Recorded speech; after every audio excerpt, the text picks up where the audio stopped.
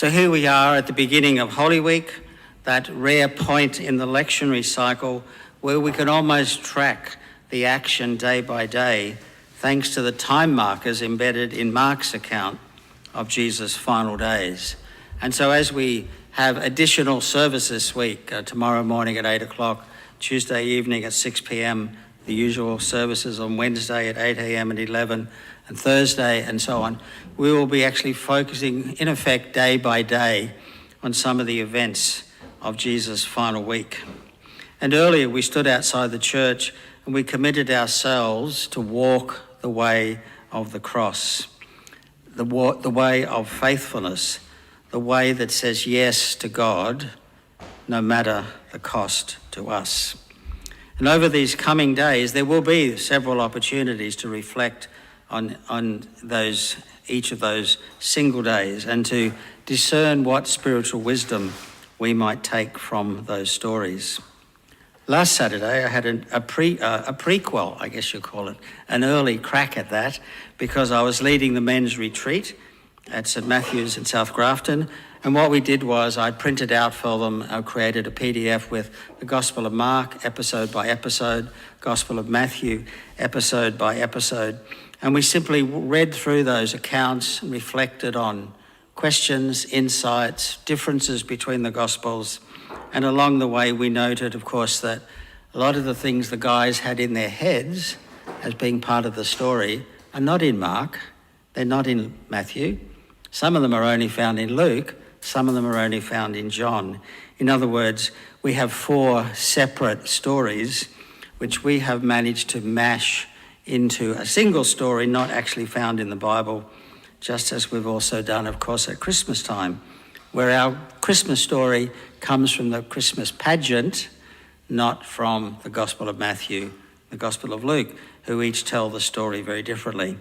There's a link to that PDF that I created for the men's retreat. There's a link for that on the parish Facebook page if you'd like to download the PDF and use it as a text for your reading and reflection during the week. So there's your homework for the week ahead. Now let's think about today. And I want to talk about donkeys and tractors, okay? That's the advanced organisers for those of you who are professional educators. This is a day when the liturgy really does speak for itself and there really is no need for a sermon. And I have done that trick a couple of times, but you're not getting off that lightly, if only because we have to have something to put into the live stream and something to put on the website later. So I want us to reflect just on that detail of the story where Jesus rides into town on a donkey. And I want us to sort of ignore the fact that Matthew, who's supposed to be the most Jewish of the Gospels, doesn't understand basic Hebrew poetry, and where Zechariah and Mark refer to go to get a donkey, the foal of a colt, a typical Hebrew way of saying things twice in order to express something. Matthew has Jesus send the guys off to come back with a donkey and her colt, and the crowd throw their robes over both animals, and Matthew has Jesus somehow or other riding 2 donkeys into Jerusalem. That's only in Matthew's story, and we have no idea why Matthew did that. Let's just put that aside. But let's think about the donkey. Donkeys then and now in the Middle East are like the small Massey Ferguson tractors from the 1950s. And you all know the tractor I mean. It was grey, it had solid tyres, it didn't have headlights in the earliest editions, at least the one we had at Corinda Pony Club near the end of its long life. Certainly didn't have things like headlights and other things. But these were amazing workhorses, as they're often described. Actually, they're better described as mechanical donkeys. And had there been a Massey Ferguson available in Jerusalem in April in the year 30, my guess is Jesus would have ridden into town on a very basic model, I think it's called a T20 Massey Ferguson. And that's the point, of course, that we want to reflect on today. What is it about riding a donkey? What's the point being made? Powerful people didn't ride donkeys. When the Queen visited Lismore, and I can just remember it, She didn't come through town on a Massey Ferguson. Okay, she came through in a very nice car. Okay, powerful people don't ride donkeys. When Pontius Pilate rode into Jerusalem from Caesarea Maritima, at some stage during that same week, he would not have been coming on a donkey. He would have been coming on a horse and accompanied by a mounted detachment of Roman soldiers in gleaming armour. The contrast is obvious. Jesus comes to us on a donkey. The emperor's representative, comes to us on a horse. And that's the little serving of spiritual wisdom I want us to reflect on today. The church is always at her best when we ride a donkey rather than looking for the horse that we used to have. When we seek power and influence, we tend to lose our spiritual integrity.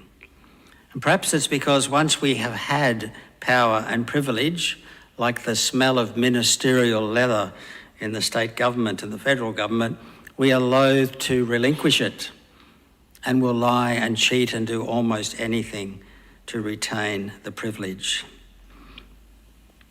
Christians in general, and Anglicans in particular, have been cutting a deal with the powers that be for a long time. It began with the Roman Emperor Constantine shortly after 300, around between 315 and the Council of Nicaea, which he convened in 325. And a deal was being cut between the Roman Empire and the community of Jesus, almost exactly 300 years after the crucifixion. Interesting. What had changed in the meantime? And of course, those kind of deals have continued in various countries and various political systems, and perhaps the most egregious example at the moment, easy for us to say because we can't see the log in our own eye, is the Russian Orthodox Church blessing and encouraging the Russian invasion of Ukraine. That's a marriage of Christianity and politics, and it's not a moment of integrity.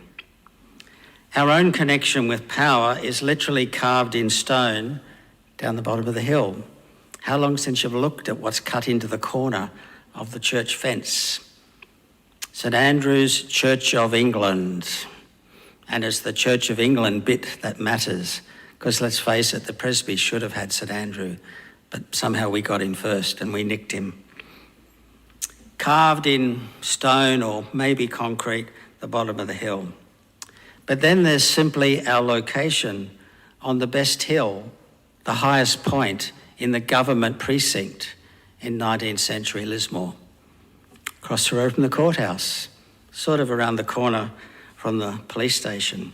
But they actually gave the Church of England the best bit of dirt, higher than the courthouse, higher than the police. And I suspect we didn't pay for it.